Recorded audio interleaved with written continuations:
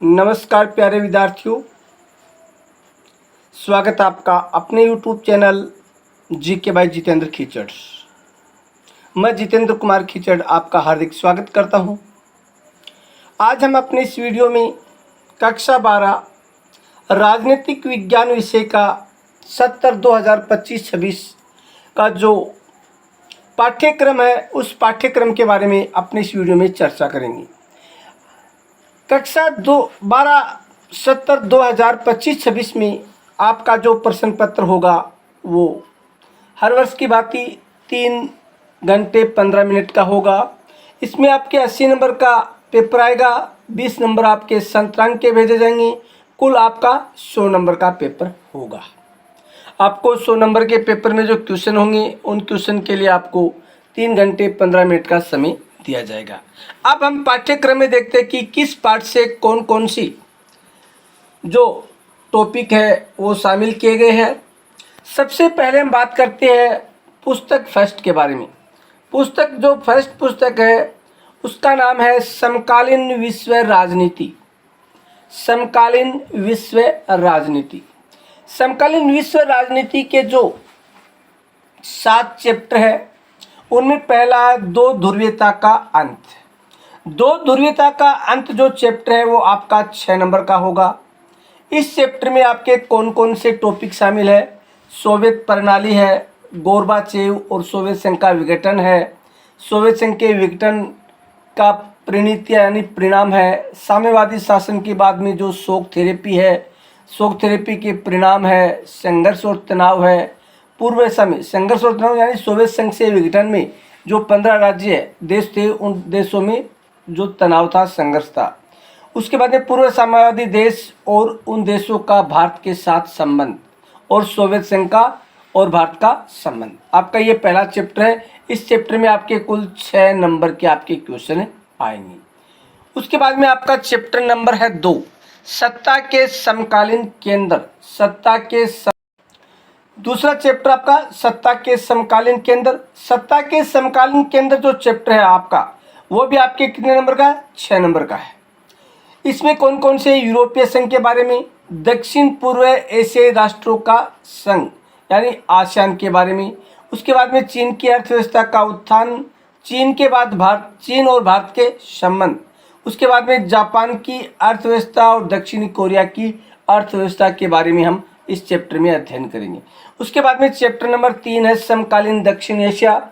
ये भी आपके 6 नंबर का होगा। इसमें दक्षिणी एशिया का में अंदर पाकिस्तान में सेना और लोकतंत्र शासन प्रणाली, बांग्लादेश में लोकतंत्र प्रणाली, नेपाल में राजतंत्र और लोकतंत्र दोनों शासन प्रणालियाँ, उसके बाद में श्रीलंका में जो जातीय संघर्ष है सीएल और तमिलों के बीच में, उसमें फिर वहाँ पर लोकतंत्र की स्थापना, फिर भारत और पाकिस्तान के संघर्ष और भारत के अन्य पड़ोसी देशों के साथ संबंध और शांति तथा सहयोग में भारत का योगदान। इसके बारे में हम अपने इस चैप्टर में पढ़ेंगे।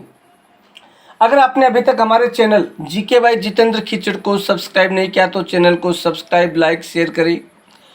उसके बाद में आपका चैप्टर नंबर आता है 4, अंतर्राष्ट्रीय संगठन। अंतर्राष्ट्रीय संगठन है ये आपका कितने नंबर का होगा? 6 नंबर का होगा अंतर्राष्ट्रीय संगठन। ये चैप्टर भी आपका 6 नंबर का होगा।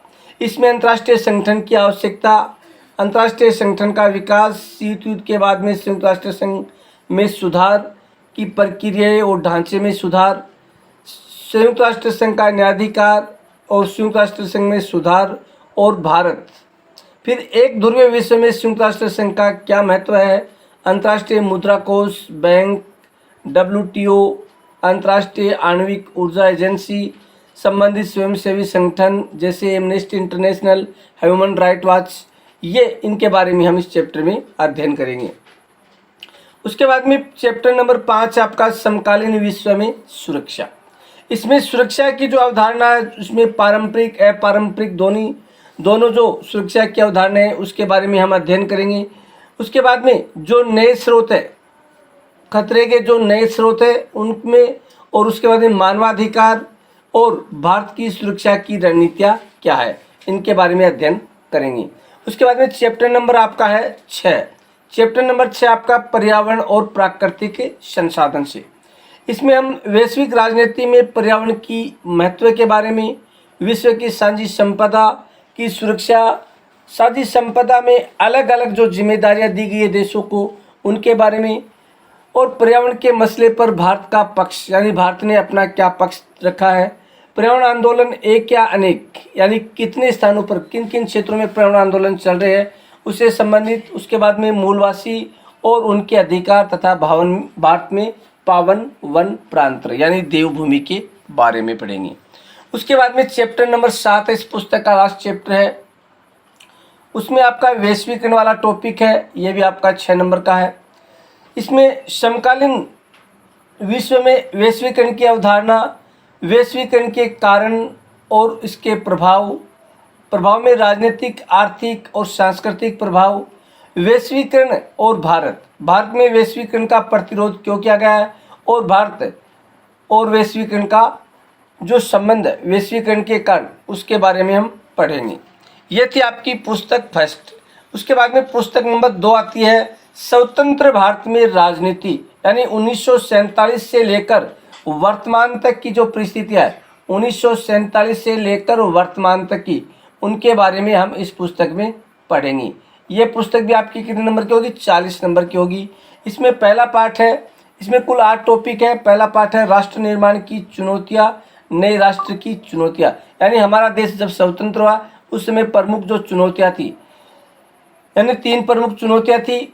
उसके बाद में विभाजन, विस्थापन और पुनर्वास, यानी भारत का विभाजन हुआ, नए लोगों को किस प्रकार से पुनर्वास किया गया। उसके बाद में विभाजन की प्रक्रिया और विभाजन के परिणाम, महात्मा गांधी की शहादत, रजवाड़ों का विलय यानी एकीकरण की प्रक्रिया। इसमें हैदराबाद रियासत, मणिपुर रियासत का विलय किस प्रकार से हुआ, और उसके बाद में राज्य पुनर्गठन आयोग और नए राज्यों का गठन किस प्रकार से किया गया। उसके बाद में चैप्टर नंबर आपका आता है 2, वैसे चैप्टर नंबर 9 है, इस पुस्तक का चैप्टर नंबर 2 है एक दल के प्रभुत्व का दौर, यानी स्वतंत्र भारत में केवल एक पार्टी का प्रभुत्व है। कौन सी पार्टी थी? कांग्रेस पार्टी। उस पार्टी के प्रभुत्व के बारे में हम चर्चा करेंगे। इसमें लोकतंत्र स्थापित करने की चुनौतियाँ, पहले जो 3 चुनाव थे, स्वतंत्र भारत के पहले 3 चुनाव में कांग्रेस का जो प्रभुत्व था उसकी प्रकृति कैसी थी, और विपक्षी पार्टियों का उद्भव कैसे हुआ, उसमें हम पढ़ेंगे socialist party, communist party of India और भारतीय जनसंघ। जो भारतीय जनसंघ वर्तमान में इसका क्या नाम है? BJP party. जनसंघ से ही बीजेपी पार्टी का जो जन्म हुआ है उसके बारे में हम चर्चा करेंगे।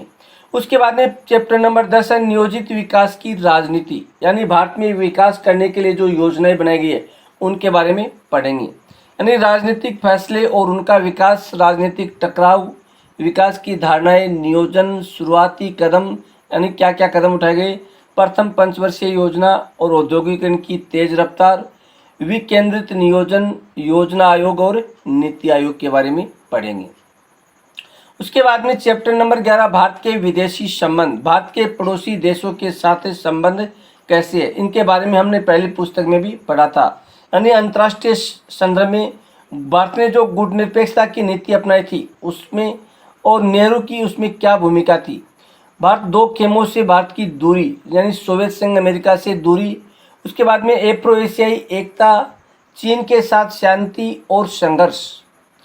उसके बाद में चीन का भारत पर 1962 में आक्रमण और भारत के साथ पाकिस्तान का युद्ध और शांति। उसके बाद में बांग्लादेश को स्वतंत्र कराने के लिए भारत ने पाकिस्तान के साथ जो संघर्ष हुआ 1971। उसके बाद में 1999 का कारगिल संघर्ष। उसके बाद में भारत की परमाणु नीति और भारत का परमाणु कार्यक्रम, इसके बारे में हम इस चैप्टर में डिस्कस करेंगे। उसके बाद में आता है चैप्टर नंबर 12 कांग्रेस प्रणाली, चुनौतियां और पुनर्स्थापना, यानी कांग्रेस के सामने कौन कौन सी चुनौतियां आई और कांग्रेस ने उसमें किस प्रकार से अपनी पुनर्स्थापना की। राजनीतिक उत्तराधिकारी की चुनौतियां, चौथा आम चुनाव 1967। इस चुनाव का जनादेश क्या था? गैर कांग्रेसवाद का नारा था। उसके बाद में गठबंधन, दल बदल की जो प्रक्रिया हुई, कांग्रेस में विभाजन में इंदिरा कांग्रेस बनाम सिंडिकेट। इंदिरा के जो विरोधी लोग थे उनको सिंडिकेट के नाम से जाना गया। उस बाद में 1969 का राष्ट्रपति चुनाव और कांग्रेस से विभाजन। उसके बाद में 1971 का चुनाव और कांग्रेस का पुनर्स्थापना, और कांग्रेस के द्वारा प्रीवी पर्स को समाप्त किया गया था, यानी राजाओं को जो सुविधाएं दी जाती थी रजवाड़ों को, उसको समाप्त किया गया था। उसके बाद में चैप्टर नंबर आता 13, लोकतांत्रिक व्यवस्था का संकट। अपने देश में जो आपातकाल लागू हुआ था 25 जून 1975 को, उसके बारे में इसमें डिस्कस करेंगे। आपातकाल की क्या पृष्ठभूमि थी। उसके बाद में गुजरात और बिहार के आंदोलन, न्यायपालिका से संघर्ष, आपातकाल की घोषणा, आपातकाल के सबक और आपातकाल के बाद की राजनीति।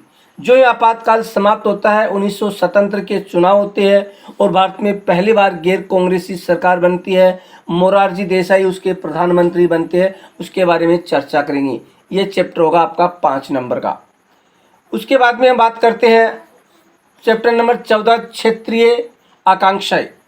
अपने अपने क्षेत्र को ज़्यादा स्वायत्ता दिलाने के लिए जो क्षेत्रीय आकांक्षाएं उभर कर आई उसके बारे में। इसमें क्षेत्र और राष्ट्र के संबंध, भारत सरकार का इनके प्रति क्या नज़रिया था, तनाव के दायरे क्या थे, जम्मू और कश्मीर की समस्या क्या थी, समस्या की जड़ें, बाहरी और आंतरिक झगड़े, पंजाब की जो समस्या थी, उनके राजनीतिक संदर्भ में हिंसा का चक्कर, शांति की ओर।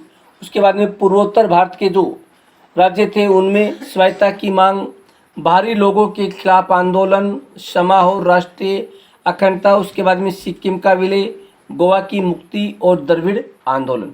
इनके बारे में हम चैप्टर नंबर 14 में पढ़ेंगे। यह आपका चैप्टर होगा 5 नंबर का। उसके बाद में बात करते हैं last chapter 15 number. 15 number chapter भारतीय राजनीति में जो नए बदलाव हुए हैं उनके बारे में पढ़ेंगे। भारतीय राजनीति के नए बदलाव। 1990 का दशक और उसके बाद में गठबंधन का युग। 1990 के भारत में क्या गठबंधन का युग शुरू हो गया और कांग्रेस पार्टी का पतन हो गया। गठबंधन की राजनीति, उसके बाद में अन्य पिछड़ा वर्ग का राजनीति में उदय हुआ, मंडल आयोग का गठन किया गया। उसके बाद में राजनीतिक परिणाम, सांप्रदायिकता, धर्मनिरपेक्षता और लोकतंत्र। उसके बाद में अयोध्या मुद्दा, और अयोध्या मुद्दा में बाबरी मस्जिद का विध्वंस। उसके बाद में एक नई सहमति का उदय किस प्रकार से हुआ, ये हम चैप्टर नंबर 15 में पढ़ेंगे। उसके बाद में हम देखते हैं कि हमारे पाठ्यक्रम में जो निर्धारित 2 पुस्तकें हैं वो पुस्तकें कौन कौन सी है। पहली पुस्तक है समकालीन विश्व राजनीति, दूसरी पुस्तक है स्वतंत्र भारत में राजनीति। ये था हमारा राजनीति विज्ञान का जो सिलेबस था आपका सत्र 2025-26 का, जिसके बारे में हमने काफ़ी अच्छी तरीके से डिस्कस की है। इसके बाद हम अपने इस चैनल पर आपको राजनीति विज्ञान विषय के जो टेस्ट सीरीज है वो हम शुरू करने जा रहे हैं। तो सभी विद्यार्थी ज़्यादा से ज़्यादा इस चैनल को शेयर करें ताकि अन्य विद्यार्थी भी इस चैनल से जुड़ सके और टेस्ट सीरीज का लाभ ले सके। अगर आपने भी अभी तक हमारे channel GK by Jitendra Khichar को सब्सक्राइब नहीं किया है तो चैनल को सब्सक्राइब करें और वीडियो को ज़्यादा से ज़्यादा लाइक करें, शेयर करें। इसी के साथ जय हिंद, जय भारत, जय जय।